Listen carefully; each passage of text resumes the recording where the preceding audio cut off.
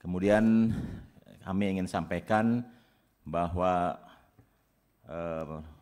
untuk pemantauan badan gizi, next slide, itu kita bagi 3 wilayah, ada wilayah 1 di Sumatera, wilayah 2 di Jawa, dan sisanya Indonesia Timur. Dan kami perlu sampaikan bahwa pembentukan Satuan Pelayanan Pemenuhan Gizi ada 2 periode yang terlihat jelas, yaitu periode dari Januari sampai Juli kita berhasil membentuk 2.391 SPPG, sementara dari 1 Agustus sampai 30 September kita berhasil membentuk 7.621 SPPG, dan terlihat sebaran kasus terjadinya gangguan pencernaan atau kasus di SPPG terlihat dari 6 Januari sampai 31 Juli itu tercatat ada kurang lebih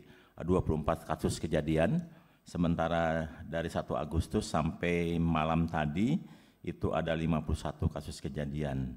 Jadi yang terakhir kejadian kemarin ada di Pasar Bo dan juga di Kadungora, dan Kadungora ini hal yang tidak terduga karena sebetulnya SPPG memberikan makanan 2 kali ya.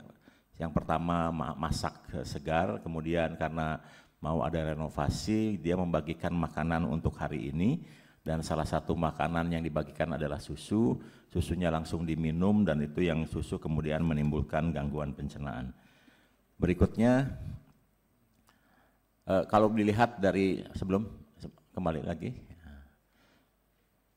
kalau lihat dari sebaran kasus maka kita lihat bahwa di wilayah 1 itu tercatat ada yang mengalami gangguan pencernaan sejumlah 1.307, wilayah 2 ini sudah bertambah ya, tidak lagi 147 ditambah dengan yang di Garut mungkin 60 orang, kemudian wilayah 3 ada 1.003 orang. Dan kita catat tanggal per tanggal dari kasus kejadian ini. Next slide. Ini di wilayah 1 ini tercatat mulai ada kejadian pada tanggal 18 Februari, yaitu di Tanjung Kumpang, Sumsel, itu sebanyak 8 orang yang mengalami kejadian. Dan terakhir kita lihat kejadian pada tanggal 25 September ada 2, ada di Karimun Lakam Timur 14 orang, kemudian di Kota Palembang Kaldoni 12 orang. Itu yang tercatat di wilayah 1.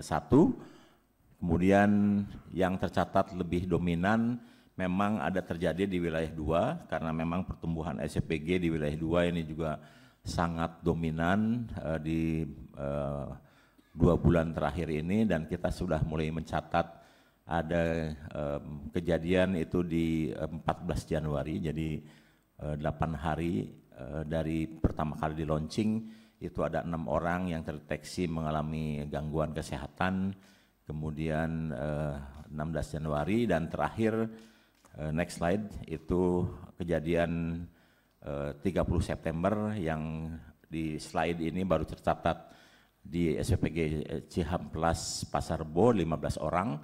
Ini kebetulan satu kelas ya, dan kemudian juga di Kadungora tadi malam itu 30 orang. Kemudian di next slide di wilayah 3 next slide itu tercatat ada 17 kasus. Kita deteksi mulai dari tanggal 13 Januari itu di Nunukan ada 90 orang, kemudian tanggal 24 Januari di Ujung Bulu 4 orang. Jadi 4 orang, 1 orang pun kami catat yang sakit itu. Kemudian 27 Januari di Minas Satene 7 orang, dan terakhir di Mamuju ada 27 orang.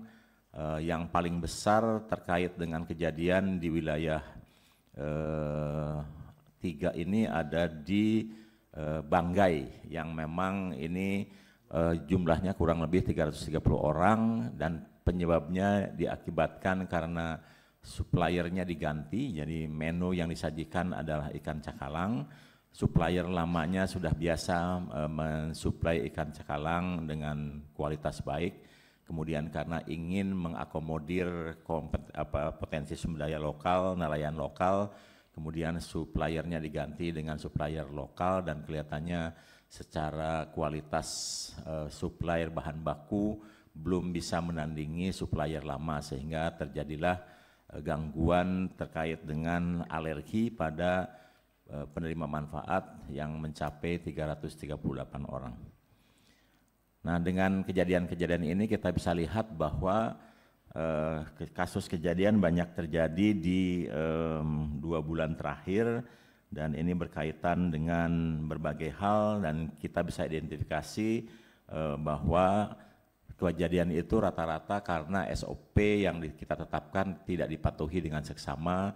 Seperti contohnya pembelian bahan baku yang seharusnya H-2, kemudian ada yang membeli H-4, kemudian juga ada yang kita tetapkan processing masak sampai delivery tidak lebih dari 6 jam, optimalnya di 4 jam. Seperti di Bandung itu ada yang memasak dari jam 9 dan kemudian di delivery-nya ada yang sampai jam 12, ada yang 12 jam lebih. Jadi dari hal-hal seperti itu kemudian kita memberikan tindakan bagi SPPG yang tidak mematuhi SOP dan juga menimbulkan kegaduhan.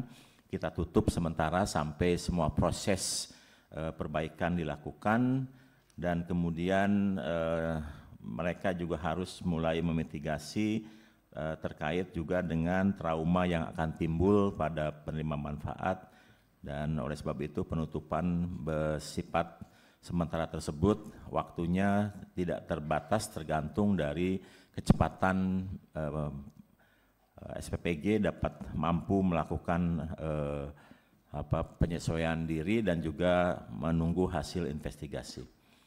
Dari kejadian di berbagai tempat nampak juga bahwa belum semua air di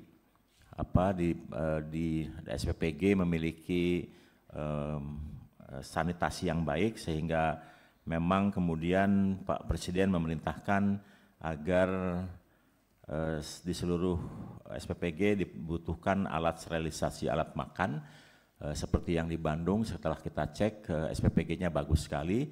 Ketika kita cek apakah mencucinya menggunakan air panas ternyata belum disiapkan dan beberapa SPPG sudah memiliki alat sterilisasi dengan pemanas gas yang bisa memanaskan 120 derajat dalam 1 menit sudah bisa sterilisasi terkait dengan alat makan.